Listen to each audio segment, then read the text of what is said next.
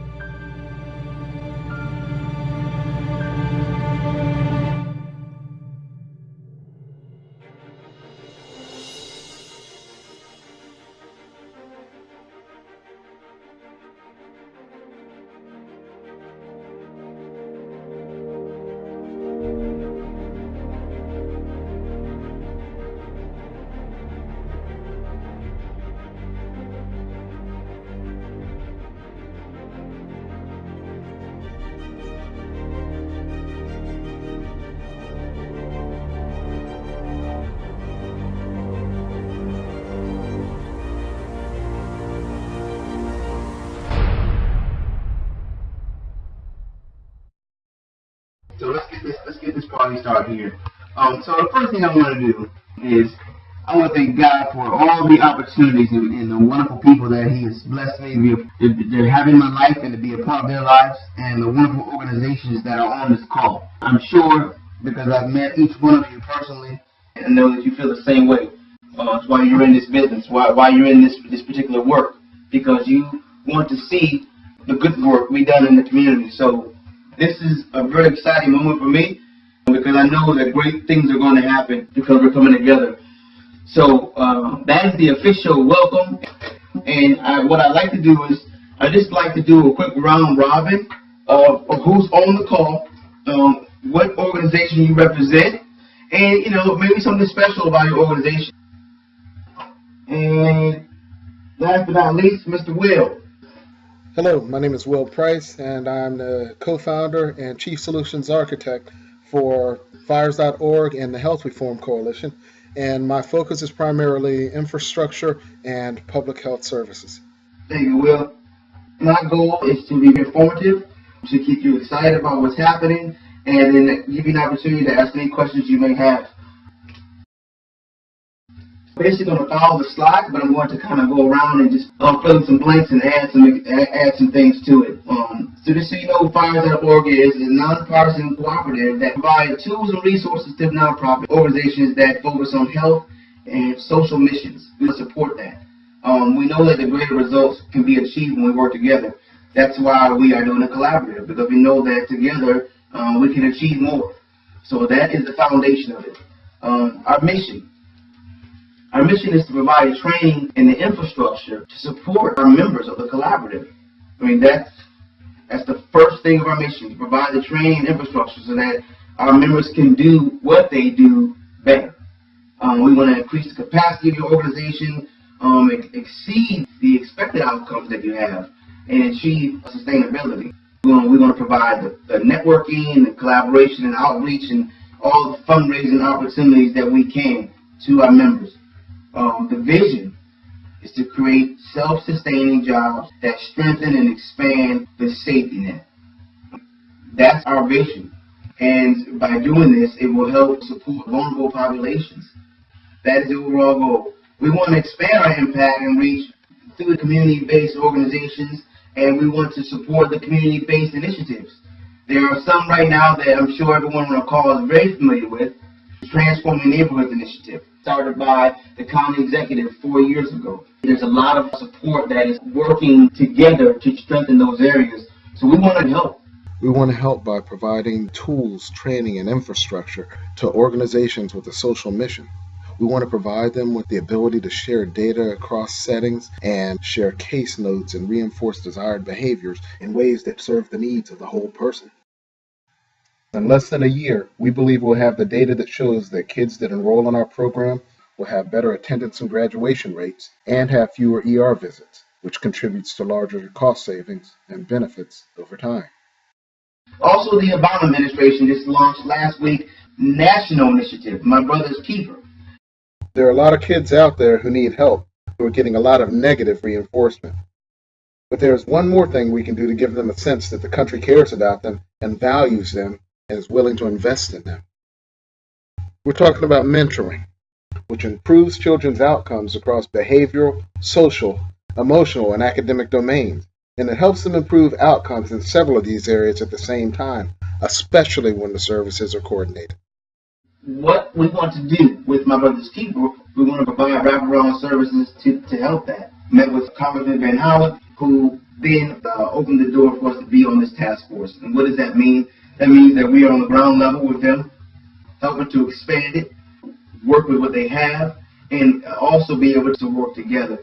So this is big for us as a co-op. This is big because now all of our programs, all of our services will be able to generate support for both of these initiatives. What does that mean in turn? It means there's also some resources that are going to support us while we're doing that. So why PHIERS.org? Because we have a viable plan. I think I've said to everyone on the call at one time that, there's a lot of call to actions. And a lot of folks answer the call, but not many folks want to actually take part in the action part. A lot of times they backpedal when it comes to the action because they think they got to do more, or they got to pay more, or something of that nature. When really, this kind of call to action is you answering the call, you're on the call now, and the action is you're just going to continue to do what you've been doing. That's the action. And what we're going to do is we're going to find a way to help you do what you do better, and we're going to find a way to bring resources to help you do what you do better. That's it. I mean, you can put a period on that and go to the next page. We're going to improve the health status of the most vulnerable students, seniors, families, and neighborhoods affordably. And we know that all the issues of a community are connected. And we know if we can impact the health status, we can change a whole lot of things. We want to create self-sustaining jobs and small businesses that complement the existing talents and fulfill unmet needs. Again, working together, building opportunities, strengthening the community. That's why PHIERS.org is here. We're on the how slide, huh? Firestorm, a progressive grassroots movement. As you notice, the word PHIERS, PHIERS. When you look at it from afar, it looks like fears, but it's PHIERS. PHIERS as in transformation. PHIERS is an acronym, and depending on who the target audience is, it can mean different things to different people.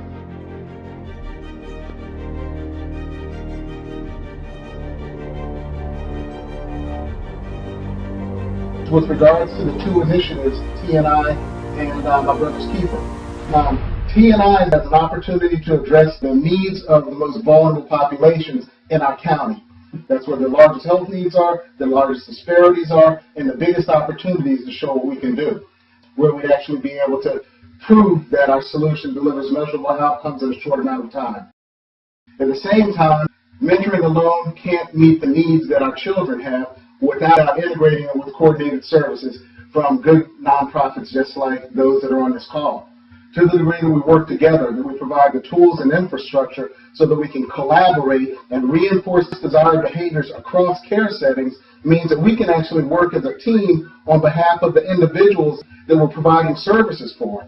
And it's through providing infrastructure and continuity of care across these settings as the children move from the school setting into the community setting and to the activities throughout the week, that we can actually work together in a way that allows not just the T&I initiative to get better outcomes than they're currently planning, or not just expand mentoring opportunities, but working as a team, as Robert also said, we actually have the ability to increase the impact and reach of all of these existing initiatives beyond what they're currently aiming for. And that's the ultimate goal, to be able to complement and complete and enhance the things that are taking place so that together we can bring about real, systemic, transformative change that actually paves its own way forward, which is quite different than the initiatives as they currently exist, because they're looking for grants on an annual basis, and our solution actually has measures in place so that we can, pay our own way forward after we're up and running after the first year. So the fire station is basically a participating community-based organization, a senior center, a school, public health and safety net organizations, shelters, food banks, clinics. All of these different organizations have an intake process where they go out and recruit and onboard students and children into the programs. The fact is, everyone's doing this, but there's no continuity, no data sharing, no ability to reinforce interventions across settings.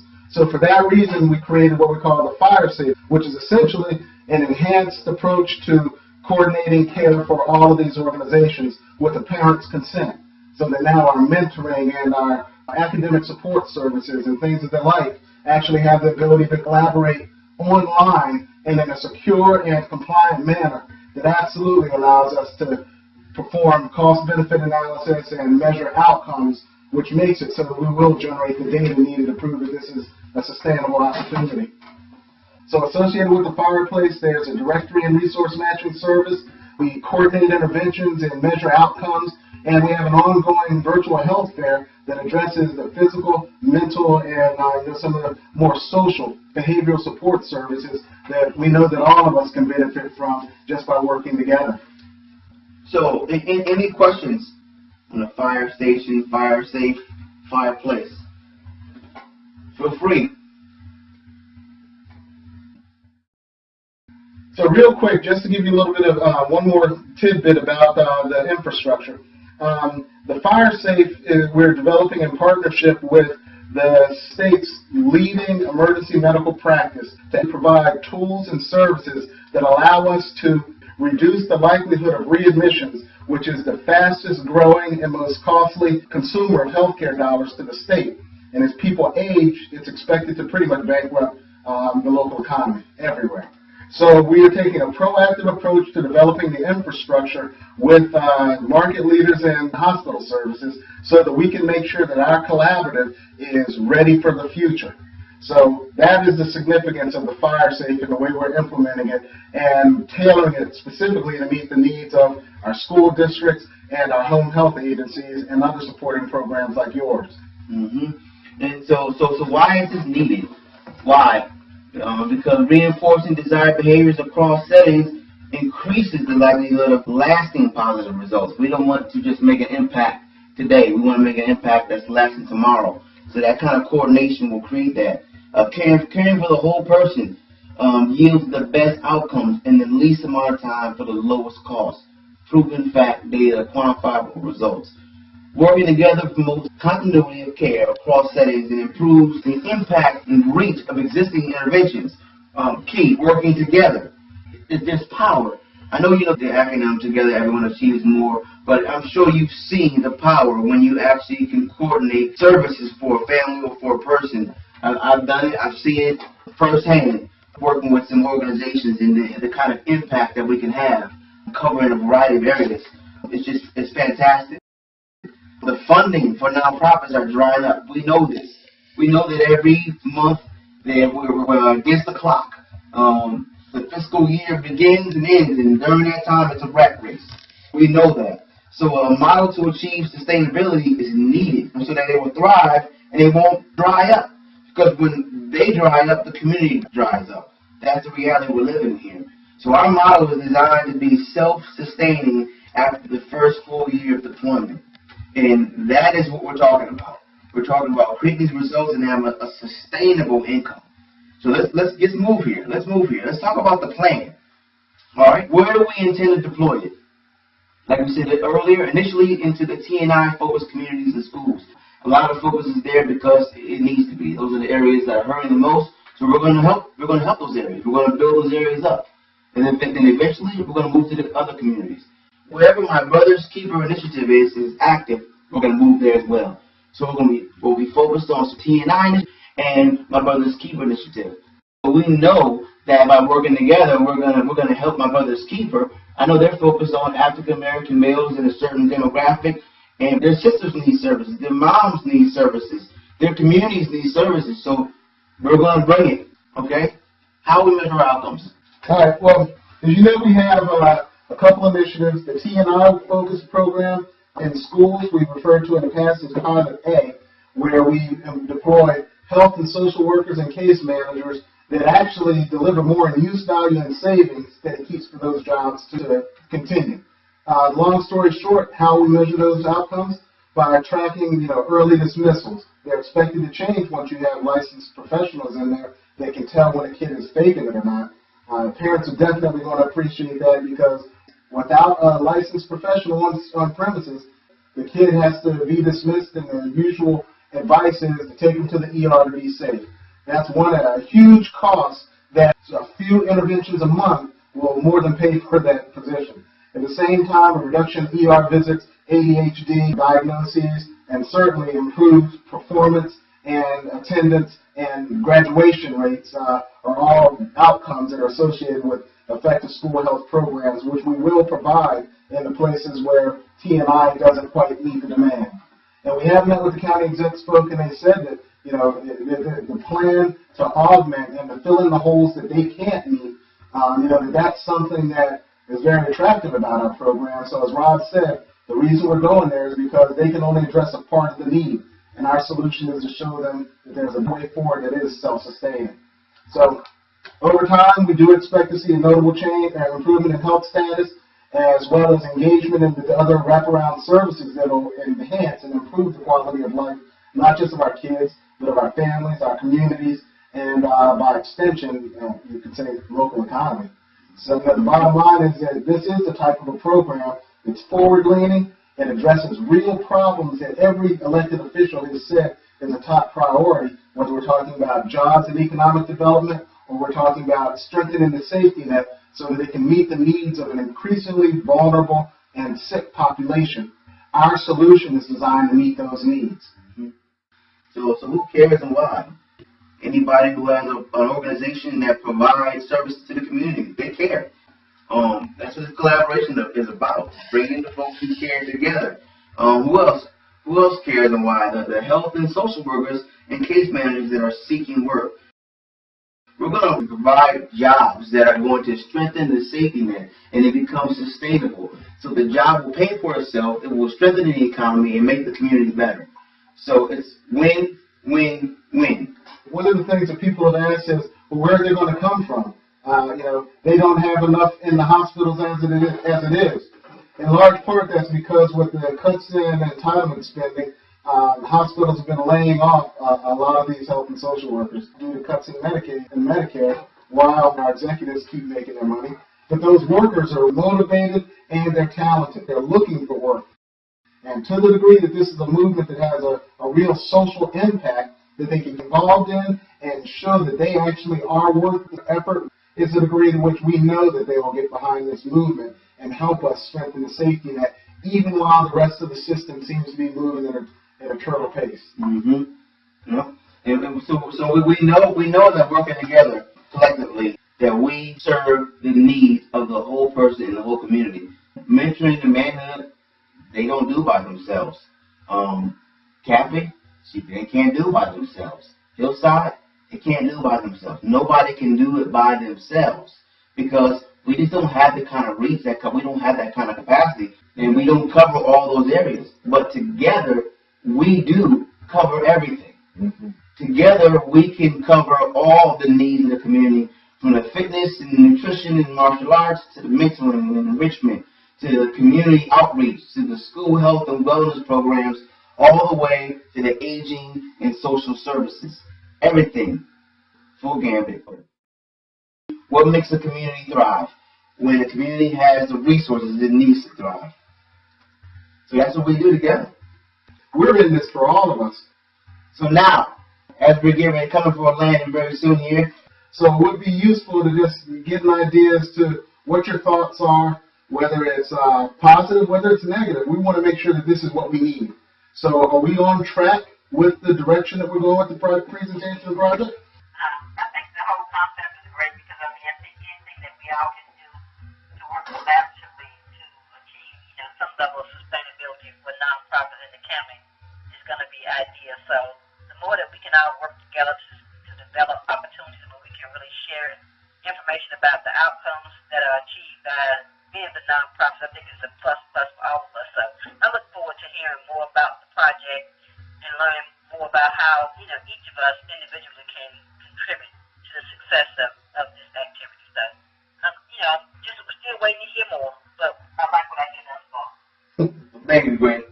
Thank you. Any more? All right, we're on the data and statistics slide. We're doing some research right now so that we can actually fill in the dollars and cents and numbers of individuals served. But suffice it to say that in the case of T&I, for instance, they're focused on 6 different areas that want to stand up a number of community health services, which are very much needed. The problem happens to be, as Gwen was saying, sustainability and reach, because each one of these programs is designed to be a budget line item or require regular funding as opposed to being a revenue generator, which means that the opportunity is tremendous for us to augment and support them in their efforts to make T&I as successful as it can be and to help them exceed their expected outcomes.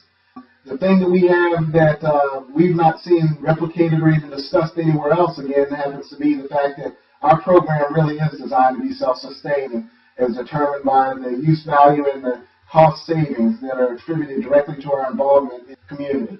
By the time we finish implementing this, as you know from the website, we have 3 pilots that take us all the way up to the public health system, which we're working on with, as we mentioned, the market leader for emergency health services. To the degree that we can keep people from being readmitted to the hospital, that's a $30 billion a year problem that 75% of which is preventable. So if we help people comply with their self-care and discharge instructions, if we help our children, get access to the resources they need to be mentally, physically, psychologically, emotionally, nutritionally fit to learn, then we're going to get better outcomes. And that's going to be a direct result of this movement that we call the Firestorm. So stay tuned. We're honored and glad you're here because there's some good things coming. Mm-hmm. So the benefits of this approach. Participation in the Firestorm will improve the impact and reach of existing programs and interventions, period. We want to help existing and new social impact programs, provide infrastructure, relationship support. We want to help measure outcomes and cost benefits across settings, attract resources, visibility, referrals, support, etc. Every positive word you can put in there, we want to do together. We accomplish these things despite the cuts to federal funding programs and funding from public-private sources, legislation. None of these things stop the movement.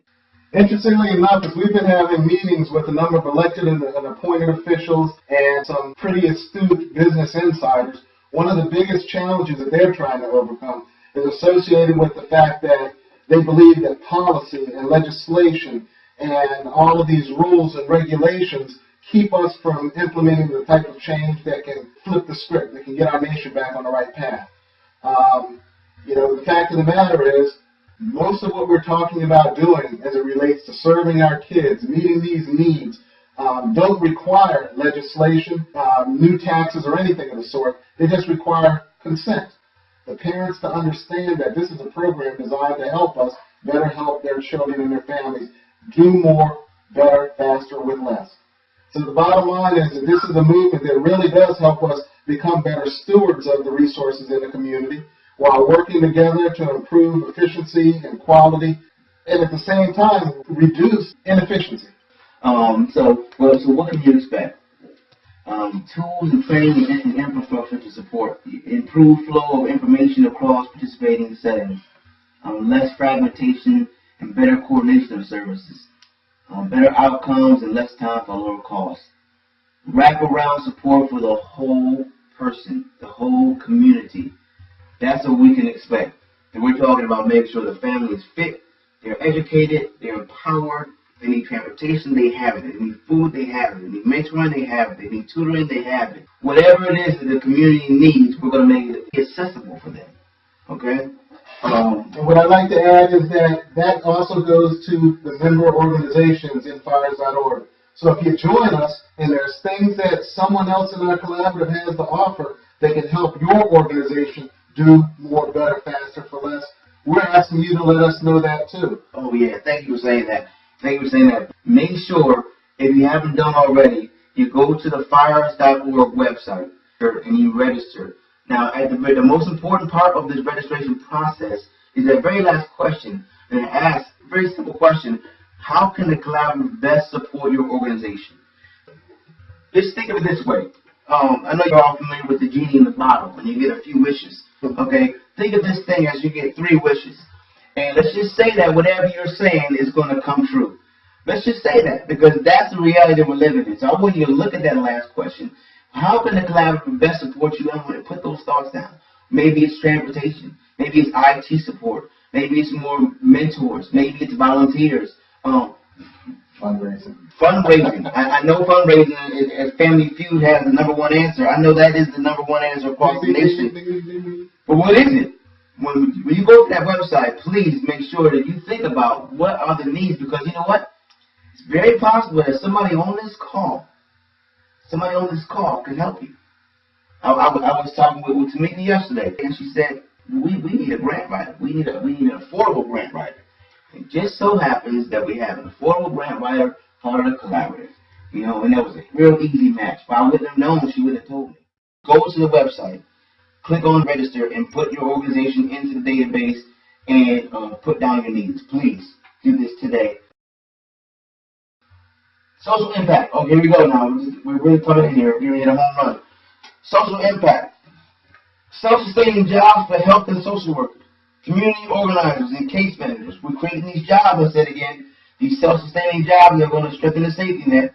We have a tailored public health and social services support to augment participating nonprofit organizations serving T&I communities. This approach will increase the impact, reach, and effectiveness of initiatives like T&I, Mother's Keeper, serve boys, girls, communities, everyone. The strategy benefits every school, family, and community. These existing programs touch everyone, including you. So these results are tracked using widely accepted performance and quality measures and cost benefits computed over time. That's how we track this, measures, and get these quantifiable results. So we're talking about doing a fantastic thing, and we're going to track it. We can prove that this works. Okay? All right, here we go. The natural progression. The same PHIERS.org tools and resources can be used to organize wraparound services to serve the needs of struggling families and seniors with minimum additional cost and effort. Okay? Leverage the efforts of local nonprofits and support existing initiatives, as I said before. Okay? Support the needs of patients as they move from hospital settings into the home. Very important. Very important. Match consumers with the appropriate health and social service resources. Okay, that matching process is important and imperative. Okay, this is what we're going to help.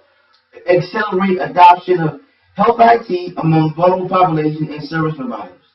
All right, and we're going to enhance the visibility of our participating nonprofits. We're going to enhance the visibility through our marketing campaign.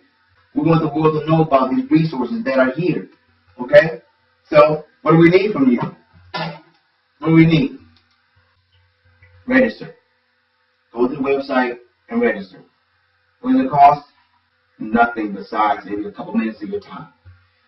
Help us to tailor PHIERS to help you achieve your strategic goals. All right? We're going to have a conversation with each person individually to go a little bit more in depth about the needs and things that to help us understand your strategic goals. But once you begin thinking about that, participate and enjoy your member benefits. Now, normally when you become a member, very often you gotta pay something, gym membership or subscription. There's no payments here. Again, what we're doing is we're paying attention to what the community needs. That's the payment. So participate and enjoy member benefits, which are community outreach, webinars, and events. We're going to be setting up a crowdfunding pre-launch campaign. And the big one here, ding, ding, ding, ding, the grant seeking and fundraising events and opportunities. Okay? Again, we know that it's going to take some funds and some resources to really catapult this thing to the next level, and we are positioned. We're positioned. I think I've spoken with each person individually, and I'm kind of going into depth a little bit about what some of these opportunities are. We're not going to go to them too much right now, but know that they're there and that we're moving forward. Flyers, our membership page. We're going to be cultivating relationships with other local nonprofits in the T&I areas and in the community. We're going to engage in partnership discussions and those in the community as well. We're going to conduct a nonprofit needs assessment. Again, like I said, each organization, we want to know what the needs are, what they are, and how can we fulfill them, how can we help you fill those needs. Encourage family and friends and neighbors to sign a petition. So once this goes around, we want the petition to flow. We know we have some strong organizations on here on this call. We know you have community and people connected, families and friends. We're going to send it around because we want to get the support, which is only going to help fuel our mission. So stay tuned for that. We're going to communicate through email, and you'll also get some things by text. Thank you for staying on this call for 56 minutes. You were here, and I appreciate it because this was very important to have you guys on the line so you can hear this vision, you can feel the mission, and understand the movement. And now when you take this PowerPoint and you take it back and you start looking at the website and you start to digest it, I want you to think about any questions you may have. I want you to think about how can this collaborative help my organization? Let me come up with these questions because at the end of the day, we're going to get you the answer. So, what makes a community thrive, I said before? We do. Yeah. We do, everybody. Yeah. And as the famous Porky Pig would say, that's all, folks.